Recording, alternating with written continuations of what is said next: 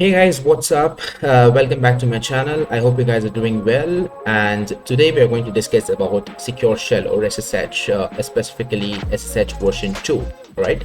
As you guys might know, SSH or Secure Shell is one of the remote access protocols which we use to access our remote devices like remote servers or routers or firewalls. And we are going to dive in a bit deeper into Secure Shell. You might know that besides SSH, there is another protocol called as Telnet, which was used once upon a time, but SSH has now completely replaced Telnet. We are also going to discuss why SSH has replaced Telnet completely, what is the difference between Telnet and SSH, why SSH is more secure and how it encrypts the data, and what makes it better as compared to Telnet. Right. Before we discuss the difference between Telnet and SSH, let's just go through what is SSH. Right. So as you guys can see on screen, SSH or SSH version 2. So SSH also has two versions. SSH version 1 was the previous one, and currently we guys use SSH version 2. Right. So SSH v2 or Secure Shell version 2 is a cryptographic network protocol used to securely access and manage remote systems over an untrusted network. All right, so it's one of the remote access protocols which we use.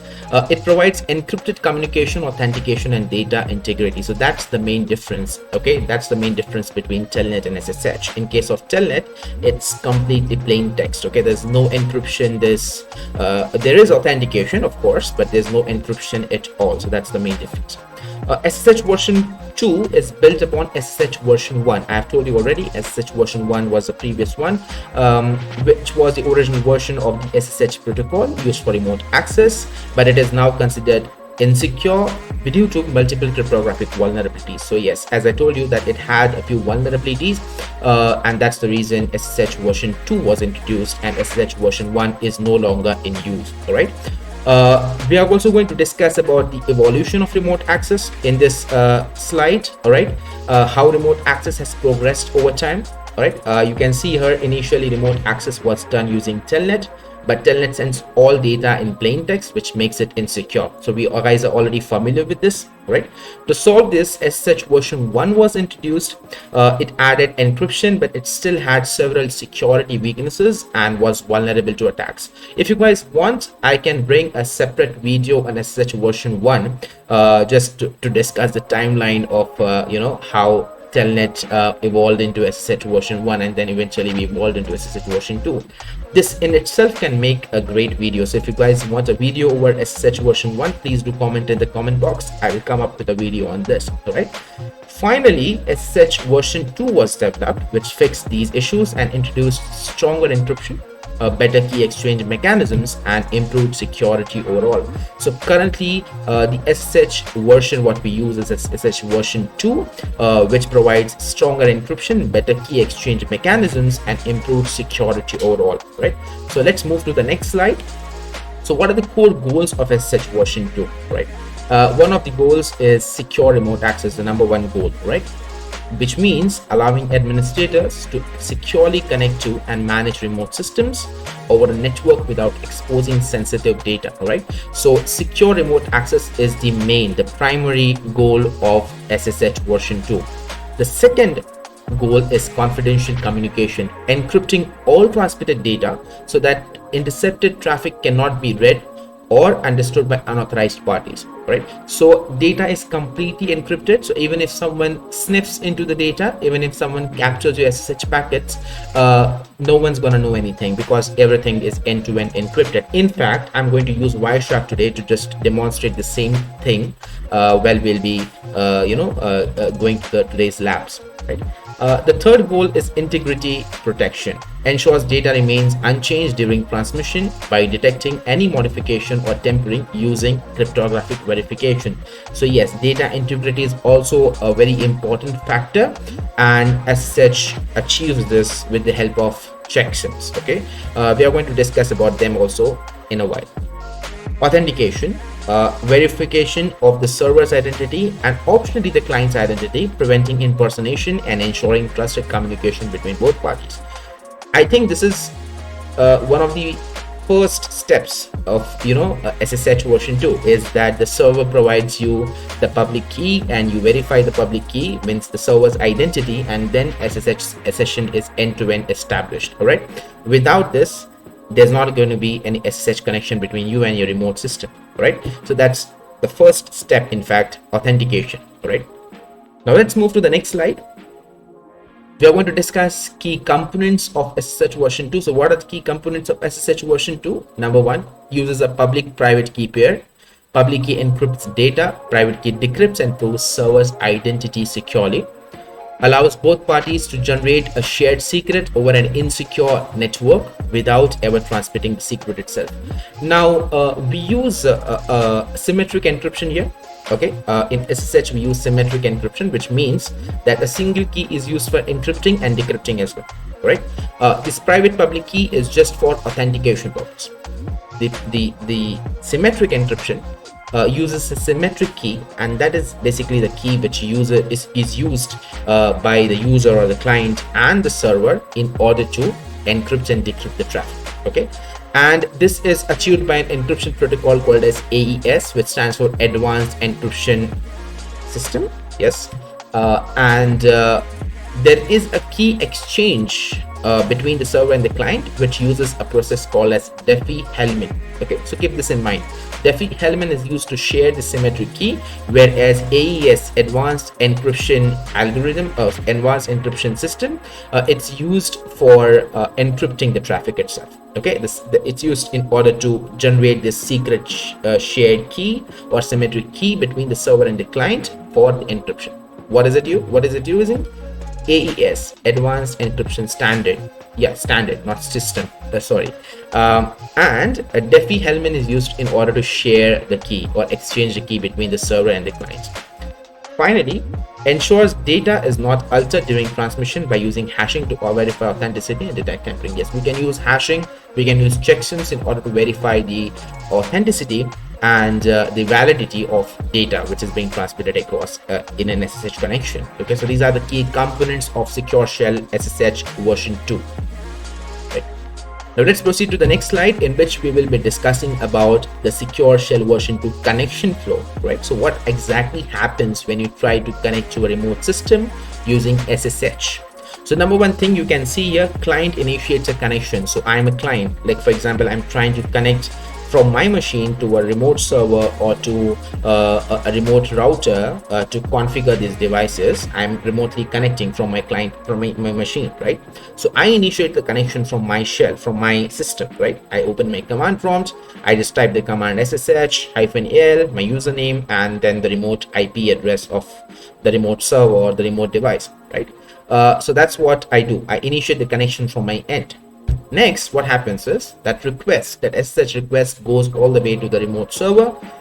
The server accepts the request and it presents its public key to me, the client, right? So it generates a public private key pair using RSA. RSA stands for Revis-Schmier Algorithm. Yes, that's an algorithm which is used by the server in order to generate a key pair of private and public key. So the public key is something which the server is going to share with me, the client. I initiate the connection, he shares me his public key. I should already have a copy of that public key. Okay, so the client should already have a public key copy. Okay, so I verify the server's public key with the existing copy of the public key which I have. Now you might say that if it's for the first time, you might not have the public key with you. Fine. And that's the reason when you try to connect to an IP address for the first time, you are asked that whether you trust the remote IP address or the server of this device. Okay, because you do not have a public key for that device or that IP address, and it's presenting a public key to you. There's no way you can verify that because you do not have a copy of that public key. Right, so there's no way of verifying. So that's why whether you want to proceed with this connection or whether you don't want to proceed with this connection, that's what your SSH asks you, right? And you just type yes and press enter, and that's it. That's it for the first time. Now the second time when you try to connect to that server, the server is going to again present this public key to you. But this time you will always already have the copy of the public key with you, because the first time when you connected, you just blindly trusted the server, and the server presented the public key, you accepted it, and you kept a copy of that with you. So the second time you connect to the server provides the public key. All right, you verify that public key with the copy of the public key which you have, and once this verification is done, the server is basically authenticated. Okay, and once this authentication is done, then the encryption of the SSH session takes place, and for that we basically generate a symmetric key. Okay, so both the server and the client have a shared secret key, which basically they exchange to each other. This shared secret key is basically a symmetric key, because we're going to use symmetric encryption for encrypting our SSH session. So that's a single key both for encryption and decryption. That's what symmetric encryption means. Same key for encryption and decryption. So both the client and the server agree upon one single key, and they exchange those keys and validate those keys using the Diffie-Hellman process, the Diffie-Hellman algorithm.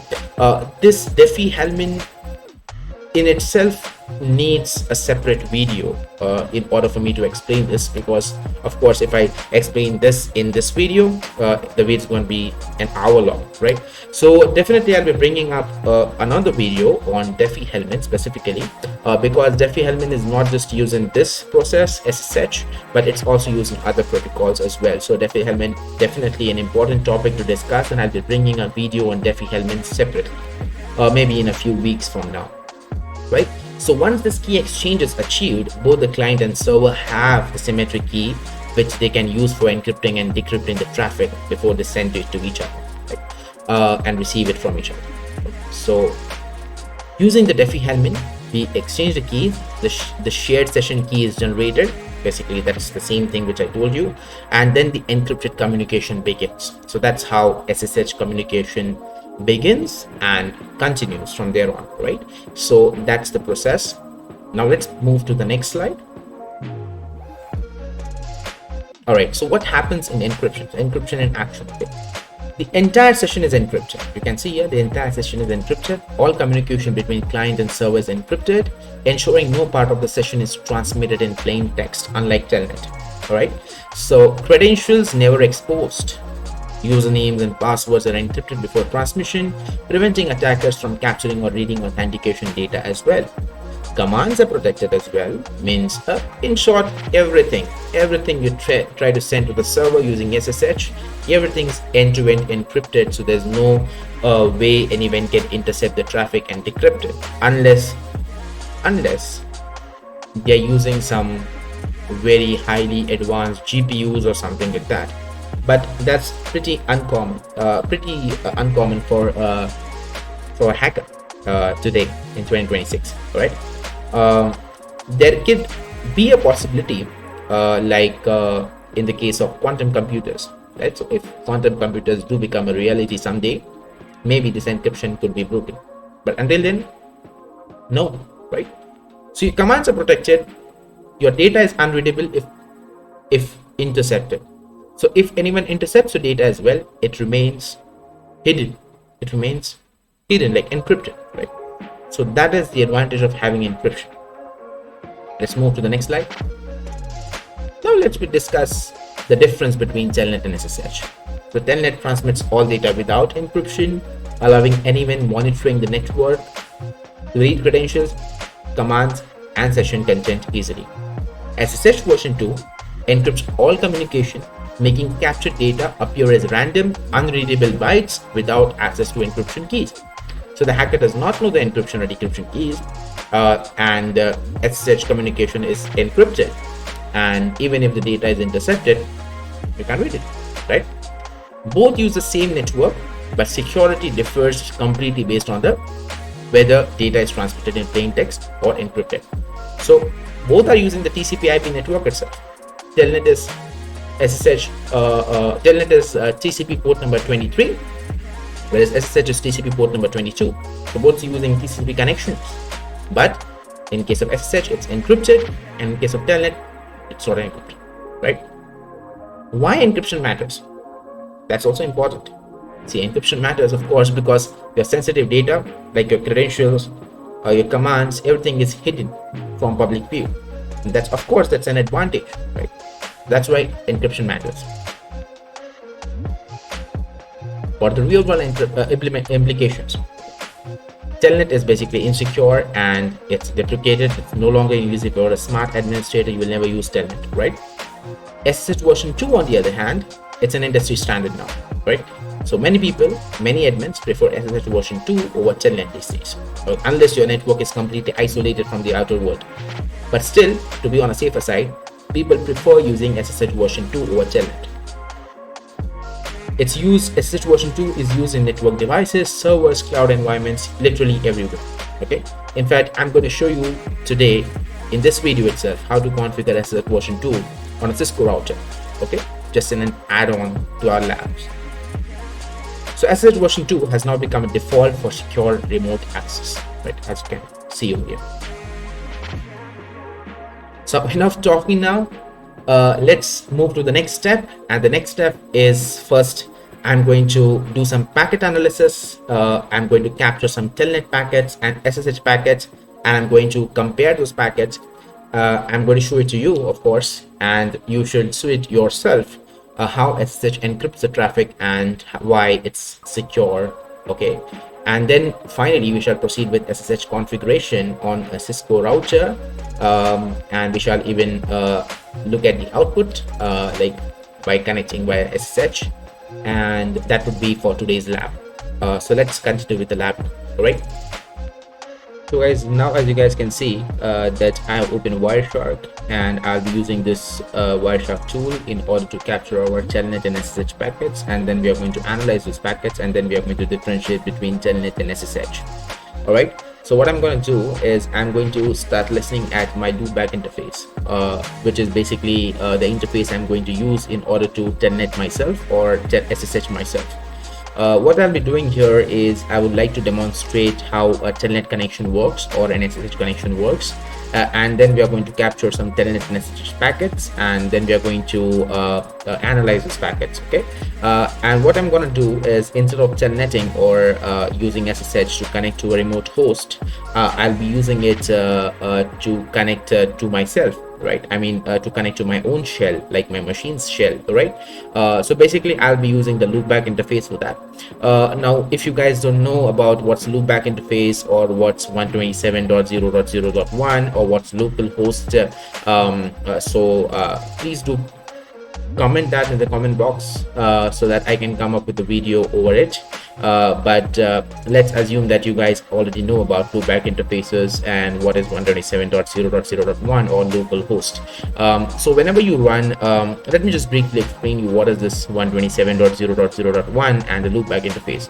So whenever you run a service on the local port of your local machine, that service can be tested or tried on your loopback interface, or this 127.0.0.1 IP address, right?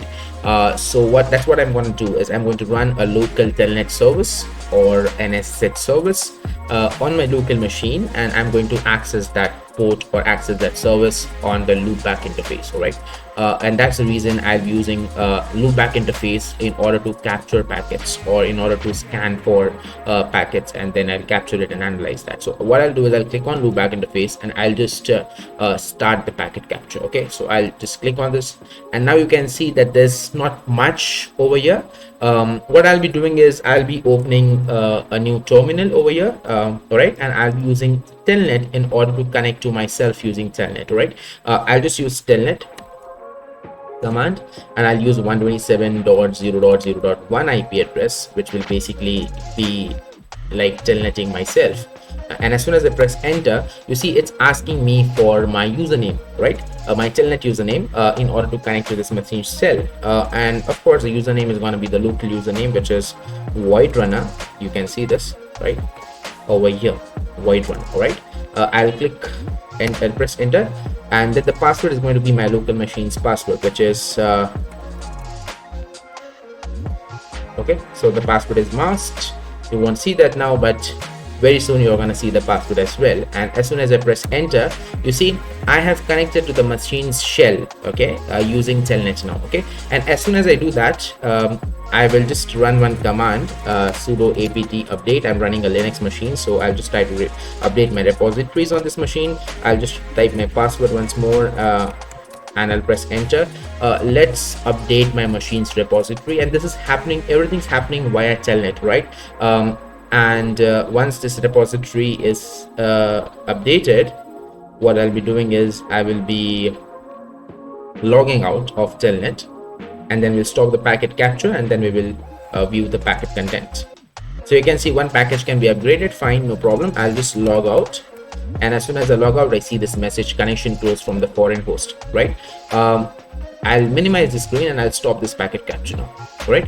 So here we have all the captured packets from the last communication, and I'll come at the top, I'll come to the top, and I will look for the very first Telnet packet over here, and this is it. All right, I'll click right click on this, I'll click on follow, and I'll click on TCP stream to just go through the entire Telnet connection communication, right? If I go and check each and every Telnet packet what we have captured, we might get the information in fragments, okay? But if I just right click on this first packet, and if I follow the TCP stream, I can be able to view the entire Telnet communication which I had with my machine, right? So if I click on TCP stream, boom, see what you can see here. You can see the neo login, you can see the username. It's kind of like Word Runner, but yeah, basically this is the username what we typed. Then vulnerable@123, that's my password, right? That's my password, machine's password. And then I tried to run a command which was sudo apt update, and I again typed my password, which is vulnerable@123, right? So as you can see, Telnet does not encrypt anything, right? It does not encrypt anything, right? And everything is visible in plain text, everything. The messages which I sent, the password which I typed, the commands which I ran, the response from the machine, and everything, literally everything which was seen on this screen, yes, the same thing is visible over here. Okay, so that is not secure, right? Because the way I captured the Telnet packets, any hacker can sit capturing the packets and then sniffing the data out of it if the data is not encrypted properly, right? So that's a problem, right? And for that reason, we have the solution, and the solution is SSH, which is secure shell, and especially SSH version 2, which is used by modern machines, right? So what I'll be doing now is I'll be just closing this capture file. All right, I'll not save this. I'll just close this capture file, continue without saving, and I will try to use SSH this time rather than Telnet. So prior to this, we used Telnet, and as you saw, that all the data was visible in plain text, right? And that's a big security vulnerability, right? So what I'll be doing is I'll be again using Wireshark to listen for SSH packets on the loopback interface, and then we shall analyze SSH packets and see how SSH encrypts the data, right? So what I'll be doing is I'll be again starting the packet capture on loopback interface, and this time, okay, I'll be using SSH 127.0.0.1 rather than Telnet 127.0.0. Okay, and as soon as I press enter, it's asking me for the SSH password, which in our case is going to be the local machine's password because we are running it on the local host. So I'll type my password, which is, now you know that it's vulnerable @123, and you can see now the SSH connection has been established, right? Now this is not the first time I'm using SSH on my local host. That's why the message did not print, like, do you trust this machine and do you want to continue with the connection, or else the message pops up. Okay, the first time when you connect to any machine, even if it's a local host, it will pop up, the message will pop up that do you want to continue with the connection, and you need to type yes and press enter, and then you can proceed with the connection. Now I'm going to run the same sudo apt update, and again it's asking for the password, so be it vulnerable @123, And as soon as I do this, again we are updating our repositories. All right, and we shall get the same message like one package can be upgraded, not an issue. As soon as I do this, I'll just log out of SSH. All right, and you can see connection to 127.0.0.1 is closed. All right, and I'll stop the packet capture as well. All right, and here you can see we have a bunch of SSH version 2 packets, right? I'll be going to the top and I'll be finding the first SSH version 2 packet, and I'll be clicking right click, follow TCP stream, and you can see the entire communication is encrypted. Okay, so we are actually looking into an SSH packet or SSH communication, and you can see all data is fully encrypted. Okay, this whatever you can see here, all of this is basically what encryption algorithm we used, or what hashing algorithms we used, and all those that information. So it's not that significant, but yeah, whatever was significant, your passwords, your username, or all the data what you sent, and your sudo password and your commands, all of that is actually encrypted, and that's actually a good thing, right? SSH encrypts all your traffic. So that was the difference between a Telnet connection and an SSH connection. So in SSH you get this type of encryption, and in Telnet you literally get plain text. You don't get any encryption at all, right? So that is what I wanted to show you. So now that we have done this, let's proceed to our next lab, our next demonstration, and that is basically the configuration of SSH on a device, on a literal device. Like I'm not going to show you how to configure it on a Windows or a Linux server. I'm going to show you how to configure SSH on a Cisco router. Okay, so we shall be looking into how to configure Cisco SSH on a Cisco iOS device. Correct. So let's proceed with the lab, and let's move to packet tracer for that. Okay, so I'll be using a tool called as packet tracer. I'll close this packet capture file. I'll close Wireshark completely. I'll close this window as well, and let's move to packet tracer. Okay, so packet tracer is a simulation tool provided by Cisco Systems Inc., where you can practice your CCNA labs or even CCNP lab up to certain level. And you can see here at the left bottom you have all the network devices and end devices that you need for your lab practice, and you can configure these devices and test your configurations and stuff. Okay, so I'll be using this today in order to configure SSH on a Cisco router, just in order to show you how it's done. So what I'll be doing is I'll be going and clicking on network devices.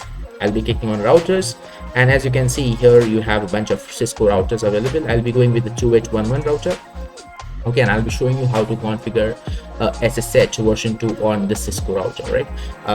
And in order to configure this router, we have to connect to the console port of this router. Okay, so we are going to use an end device, like we can go and connect a laptop, for example, to that console port. Okay, using a console cable, right? So I'll be going to connections, and I'll be using this console cable in order to connect the router, this laptop, to the router's console port.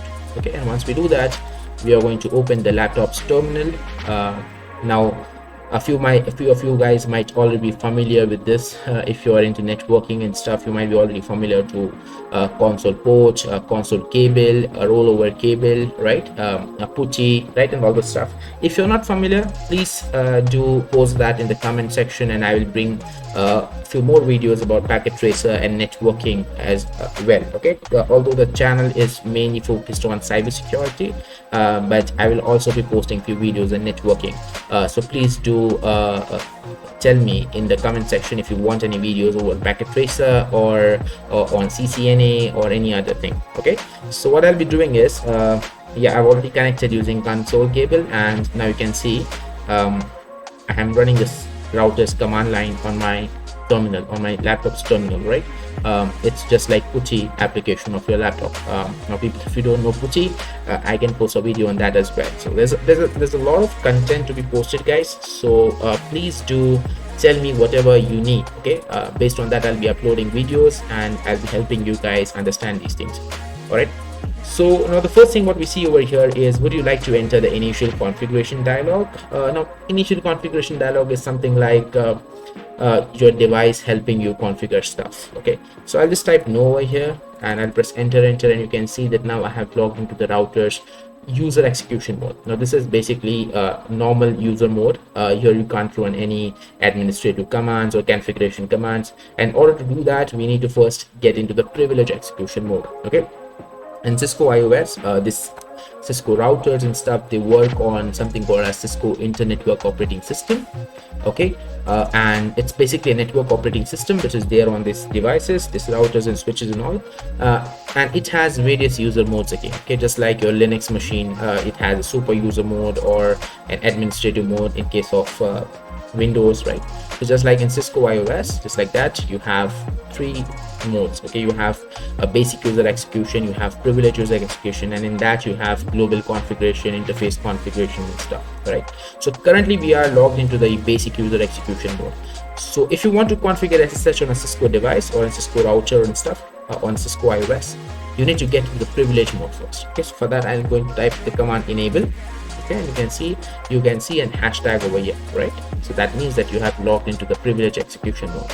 Now ideally there should be a password prompt over here, but as it's a fresh device, it won't ask you for any passwords. You directly log into the privilege execution mode, and we are the ones who are going to configure the passwords now, right? But before that, let's get to the global configuration mode where all the system level configurations are done, right? And here we are going to configure our SSH. Okay, so first things first, what I'm going to do is configure a host name for this device. So I'll just type hostname R0, for example. You can give any host name of your choice, and that's important actually. Host name and domain name is important for SSH configuration on any Cisco device. Okay, because host name and domain name together, they form a unique identity for your device, based on which your device will be identified and stuff. Okay, now what I'll do is, once I've given the host name, I will give a domain name as well. So IP domain name, let's say I'll give company.com. So I can give any domain name for that instance. Let's type domain name company.com, right? Next thing what I'm going to do is I'm going to configure some user profiles, usernames and passwords, which we will be using to connect via SSH. So I'll just write username, admin. I'll define a privilege. Now privileges are something which you can skip for now, but just for your information, let me tell you that in Cisco iOS, users have certain privileges. Right? Privileges is defined between 0 to 15, where 0 is the least privilege, 15 is the max privilege, when say is the admin user. And in between that, like 1 to 14, these are user defined privileges. So if I give any user a privilege level 10, so I have to specify later that user execution level 10 should have what command privilege, so what commands he can run on the Cisco iOS. So that's a little bit complex for now, so just follow me, just follow the configuration. You do not have to get into all details, but fine. So I'll give a privilege level 15 for this user because he's an admin user, and the secret, which is basically the SSH password, I'm going to type as admin@123. So we have created this user with a username admin and password admin@123, and the privilege is 15. So he has max privilege. This is an administrative user. Okay, is an admin himself. Now once we have configured this, the host name, the domain name, and the user profile, we are going to next proceed with the SSH configuration. Okay, and for that, the command is gonna be crypto key generate RSA. So we are going to generate, in order to enable SSH, we need to first generate the key pairs. As I told you that SSH uses RSA, or reverse Schmidt-Elderman algorithm, in order to generate a key pair, a public key and a private key.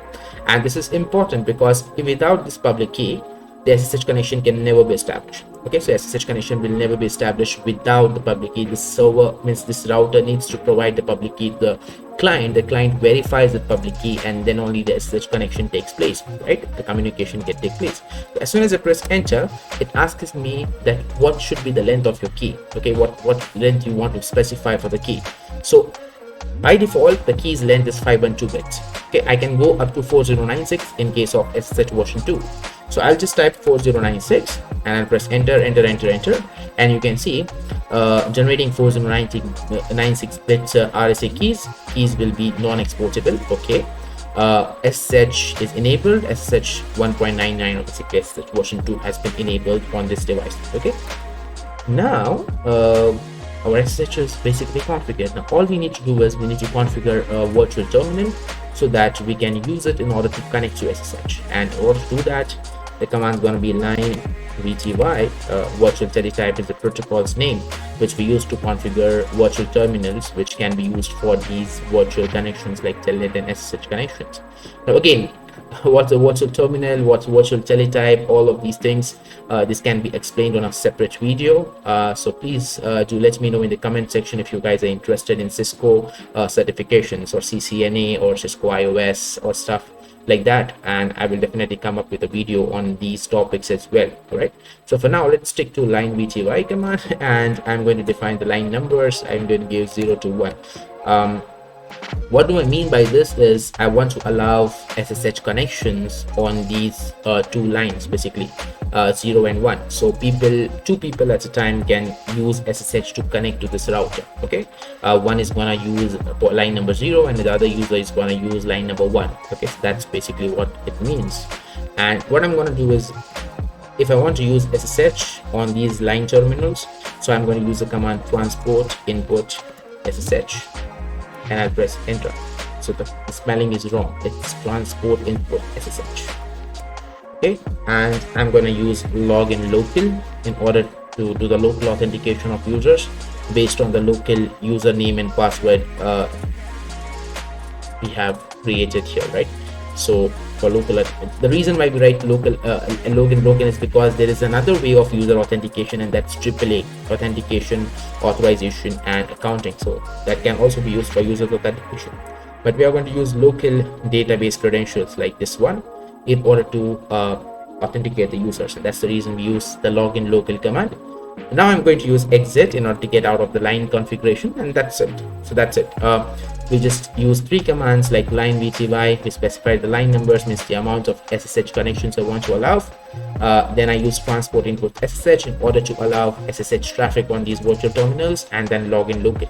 So for user authentication, we are going to use local authentication, right? And then finally exit. Okay. So far we have not used much commands. We have only used the hostname command in order to assign a hostname to a device, a domain IP domain name company.com in order to assign a domain name for a device, a username and password to create user profile, and then I generated the cryptographic RSA keys, which is going to help me authenticate this router itself, right? And then the line terminal configurations, and in that also we have only 3 commands, basically line VTY 0 to 1, transport input SSH, and login local, and then exit, right? Finally, as an additional layer of security, you can also configure a device password. So you might have noticed that, you know, when I try to type enable over here, right, in order to get to the privilege execution mode or the root or sudo or administrative mode, so the password prompts did not show up. Okay, so the device directly logged me into the privilege mode. So that's not good. I want to configure a device password, because the next time someone wants to log into the privilege mode to do any configurations, I want the device to ask him for a device password. So a user with no privileges or 0 privileges, if he tries to type enable, password will be asked.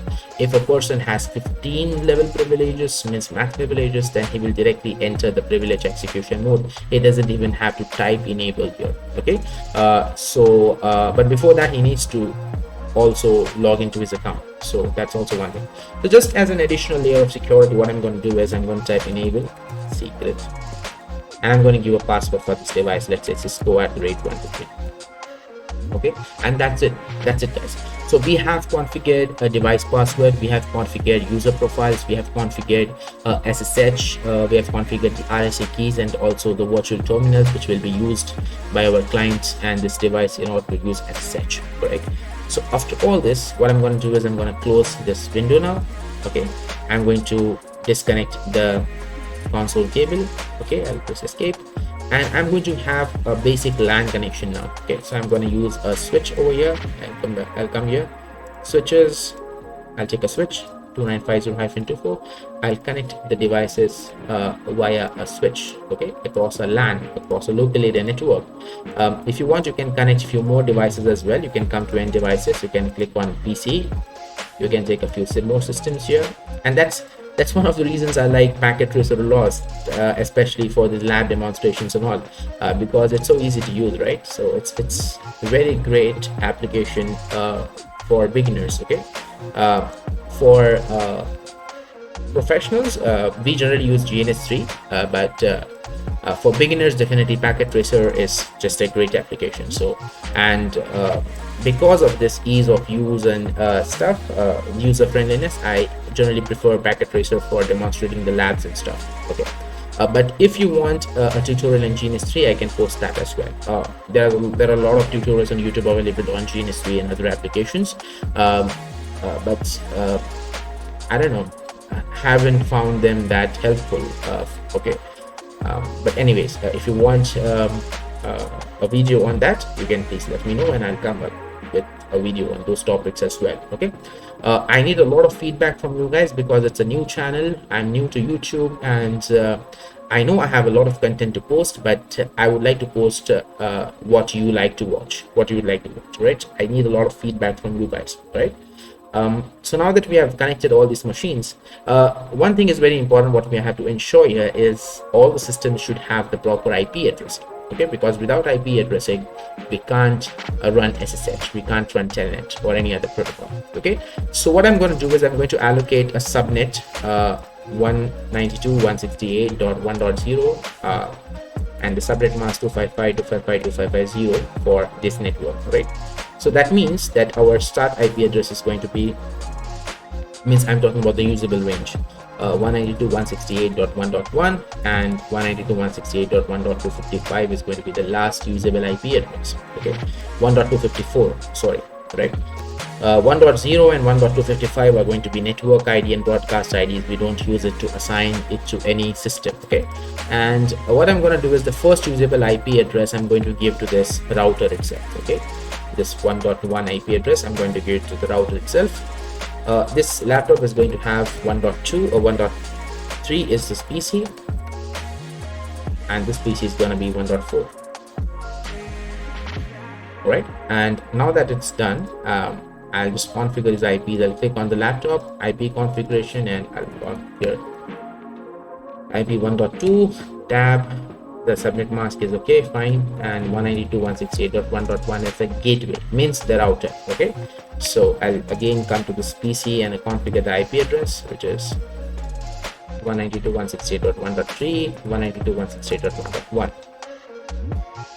and this PC again 192.168.1.4, 192.168.1.1, right. And one thing we haven't done yet is configuring the IP on this router, okay. So I'm going to configure this IP on this interface or this port of this router, which is FA0/0, which stands for Fast Ethernet 0/0. This router has two ports, okay. You can see here it has two ports. One is Fast Ethernet 0/0 and one is Fast Ethernet 0/1, right. I'm going to use this F0/0 in order to configure the IP address, because that's the one which is connected to the local network.